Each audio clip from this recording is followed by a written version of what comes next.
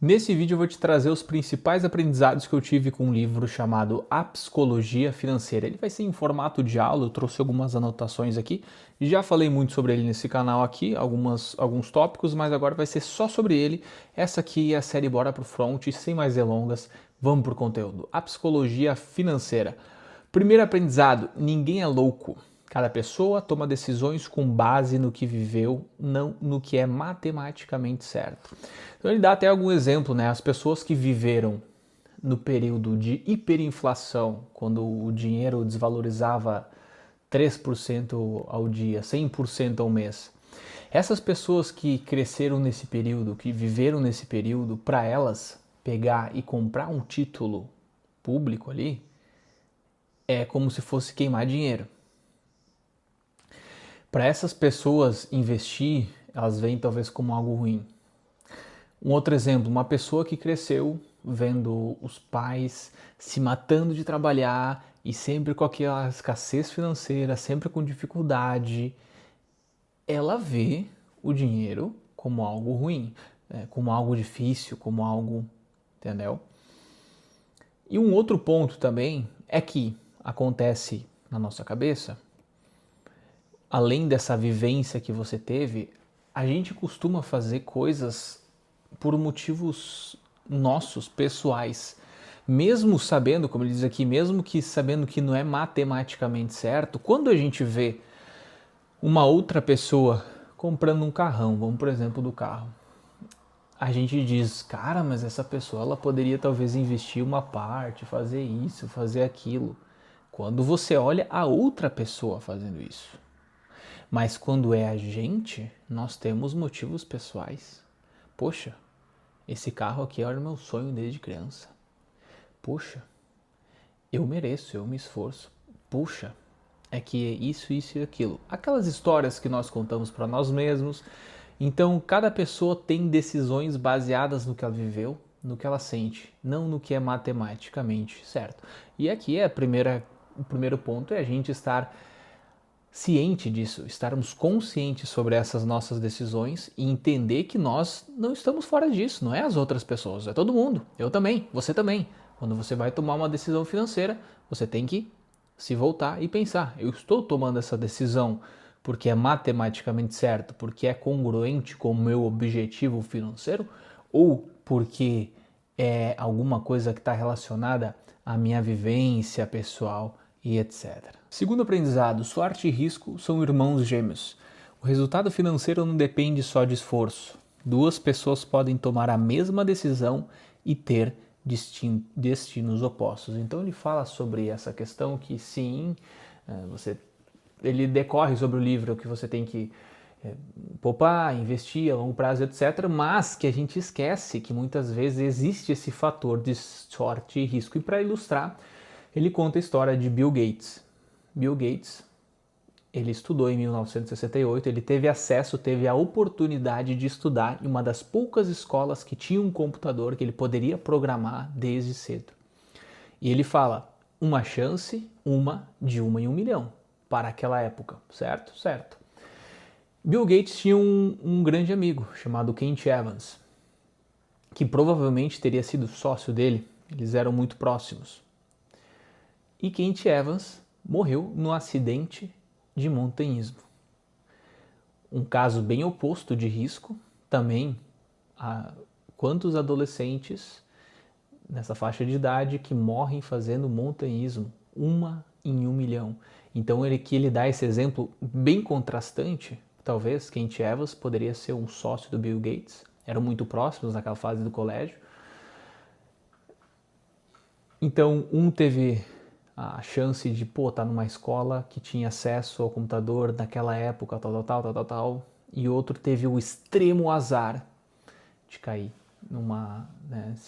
sofreu um acidente e morrer. Uma chance em 1 milhão. Então ele fala muito que sorte e risco, sim, são irmãos gêmeos. E essas coisas, sim, elas acontecem. E a gente quer, às vezes, achar que não, achar que é só esforço, que é só não sei o que. Sorte e risco andam juntas. Próximo, juros compostos são contraintuitivos. O tempo pesa mais que a taxa de retorno. Ele conta aqui que a própria fortuna de Warren Buffett, que é um dos investidores mais famosos do mundo, foi construída, aqui ó, mais de 90% da fortuna de Warren Buffett foi construída depois dos 60 anos de idade dele. Ele explica muito durante o livro sobre os juros compostos, sobre que o que faz você vencer é a consistência de estar aportando e investindo no longo prazo, que isso vence mais do que ter grandes sacadas de mercado, mais do que ter, nossa, um alto retorno em um ano. Então ele conta muito sobre Warren Buffett, que ele não é o melhor investidor, mas ele é uma das pessoas que investe mais tempo. Ele investe com consciência desde tipo dos 10 anos de idade. Então, os juros compostos, no caso dele, venceram qualquer taxa, ou seja, o fato dele estar há muito tempo investindo e aportando faz com que isso se sobressaia a pessoas que, de repente, durante 2 anos, façam uma porcentagem de ganho muito alta. Só que perto daqueles monte de tempo de Warren Buffett aportando e tendo resultados consistentes ao longo de décadas e décadas e décadas, faz com que isso se sobressaia. Tá? No livro, esse livro eu vou falar para vocês que foi um dos que virou a minha chave, virou para mim um modo de pensar e de ver sobre o investimento a longo prazo, sobre os juros compostos. E você sabe, quando você começa a fazer essas contas, você começa a ficar muito doido da cabeça. Mas por um lado bom, então, cara, ele fala muito no livro todo. Investimento, o básico, bem feito, a longo prazo. Outro conceito do livro é cauda longa. Poucos eventos decidem tudo. A maior parte do resultado vem de poucas decisões grandes, não da média de tudo. Ou seja, algumas decisões que você toma durante a sua vida serão uns acertos maiores que vão compensar todas as outras que não deram tão certo. Ele conta no livro a história da Disney, que tinha falido várias vezes, feito vários filmes e projetos e coisas que não tinham ido para frente, até que lá em determinado momento a Branca de Neve, alguns parques temáticos começaram a rodar, começaram a dar muito dinheiro e esses acertos compensaram todos aqueles erros e gastos que eles tiveram antes. E ele faz essa analogia com o mercado de ações, que você não vai conseguir acertar todas as ações que você ia investir.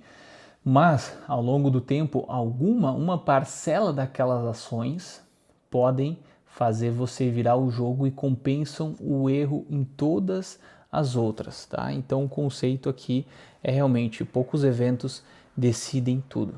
Próximo conceito. Liberdade é o verdadeiro retorno do dinheiro. O maior luxo não é ter coisas, é ter controle sobre o próprio tempo.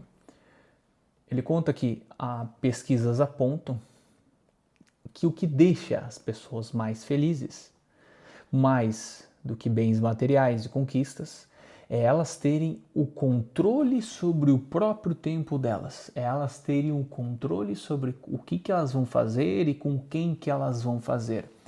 Então nós costumamos trabalhar muito, gastar muito com várias coisas, quando que a maior riqueza mesmo é você construir liberdade de tempo, de trabalhar a quantidade de horas que você quer, com as pessoas que você quer, fazer o que você gostaria. Essa é uma das coisas esse seria o verdadeiro luxo que ele cita nesse livro. E é uma filosofia que eu, Jason, trago para mim também. Uma das minhas metas, com certeza, é de ter tempo.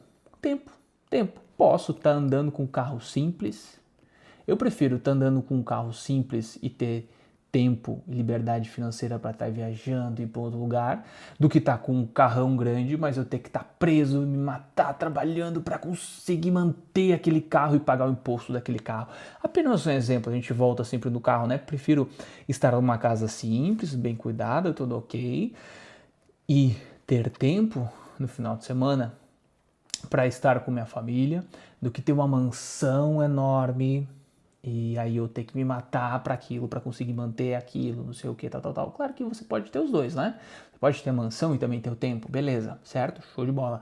Mas o grande ponto que ele fala aqui nesse livro é que o grande luxo é o tempo, é a liberdade de tempo. Então, você colocar isso como um foco para você, você começa a mudar os seus modus operandi, você começa a mudar a sua roda de valores. Então, coloque isso na sua vida.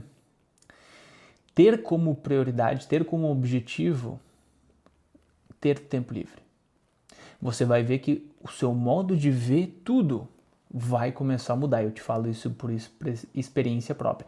Vamos pro próximo aprendizado. Opa, e se tu estiver gostando desse vídeo, não deixa de se inscrever no canal, deixar teu like aqui nesse vídeo. Outro aprendizado é o paradoxo do carro caro, da Ferrari e da Porsche.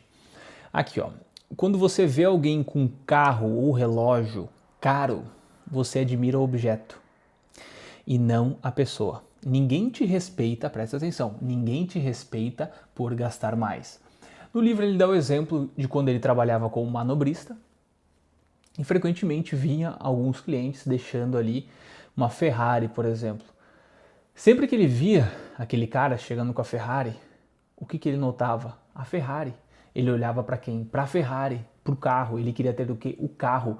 Logo, o dono se tornava invisível. Então nós buscamos aprovação e respeito com coisas, mas quando as outras pessoas veem aquelas coisas é diferente, elas olham para as coisas e não para você. Então, o grande ponto aqui é o seguinte, o paradoxo é que quem gasta para ser admirado, geralmente só ensina os outros a admirar o objeto e não a pessoa. Vamos para o próximo? Poupar sem motivo específico. Guardar dinheiro sem propósito definido é uma reserva de opções para o imprevisível. Ele fala sobre você guardar dinheiro. Tá, mas vai guardar dinheiro para quê? Vai guardar dinheiro para o carro, para casa? Não. Eu apenas estou guardando dinheiro. Ele conta que ele e a esposa deles, eles apenas guardam dinheiro para quê? Não se sabe ao certo. Pode vir algum imprevisto? Pode. Pode acontecer de ter alguma boa oportunidade de compra para algum ativo, alguma coisa para investimento? Pode. Pode ser algum imprevisto de saúde, alguma coisa? Pode acontecer. A certeza que a gente tem é que se vai ter imprevisto. Vai ter isso na próxima anotação aqui também. Então ele fala sobre, cara, você poupar para você viver com margem, para você ter flexibilidade, para você, por exemplo, não depender de um emprego. Eu tenho um emprego aqui, cara, mas sabe quando você tá no emprego assim, ó, que aquele emprego tá te fazendo mal, tá te ferrando mentalmente, emocionalmente, cara, aquilo não, só que tu não pode largar aquele emprego porque tu depende do salário do próximo mês. Então, isso te dá flexibilidade. Não precisa engolir sapo dos outros, não precisa... Então, essa flexibilidade, tranquilidade te dá margem, entendeu? Viver com margem, né? O Charlie Munger fala muito sobre isso também. Então, poupe sem um motivo específico. Poupe para ter essa margem, para ter essa tranquilidade. Segurança se houver imprevistos. Ter caixa se houver oportunidade de compras de investimento. E flexibilidade também com a sua vida. O último, que para mim é a cerejinha no bolo, e eu falo muito sobre isso nesse canal, é o seguinte: surpresas são a regra. O plano financeiro tem que ter margem de erro, porque o inesperado sempre vem. Então ele discorre muito sobre isso nesse livro, e por isso que ele fala sobre viver com margem, ter reserva de segurança, reserva de emergência, porque a certeza é que crises, é que imprevistos, é que coisas vão acontecer. Não é que possa acontecer, não é que talvez aconteça. A certeza é que vai acontecer. O único detalhe é que você não sabe quando. Assim como foi em 1929, 2008, ele discorre sobre isso no livro. Então, nem os melhores economistas conseguem te confirmar quando vai ter um problema, o que vai ser, como sobreviver a todos. Então ele fala muito no livro sobre você ter um plano para quando o plano sair fora do planejado. Ouça bem, você precisa ter um plano para quando o plano estiver saindo fora do planejado. Ou seja, voltamos à parte de poupar, de levantar caixa, de ter reserva de emergência, de ter valores e investimentos diversificados, porque o grande ponto da nossa vida toda seja em investimentos, em vida pessoal, em negócio, vão acontecer imprevistos. Não é que eu vou repetir, porque esse ensinamento você tem que levar para a sua vida. Não é que, pode ser que aconteça imprevistos. Não é que talvez aconteça. É que vai acontecer. É certo que vai acontecer. É 1000% de chance que vão acontecer imprevistos. Isso vai acontecer ao longo do tempo. O certo, o mais normal na nossa vida é dar errado. Você tenta, erra, vai. O mais normal é dar errado. Isso não é um pensamento negativo, não sei o que, depressivo, não. É por isso que você deve viver com margem e ter precaução, estar prevenido, certo? Os problemas vão acontecer, os imprevistos vão chegar, as crises vão vir. Você só não sabe quando. Então tenha um plano para quando o plano não estiver saindo como planejado. Tenha margem, reserva de emergência, invista a longo prazo, crie isso como uma disciplina, como uma filosofia sua de vida de investir a longo prazo, que investir a longo prazo supera grandes acertos, só que sem consistência. Não deixe de se inscrever no canal, deixar o like nesse vídeo e até o próximo vídeo. Bora pro front!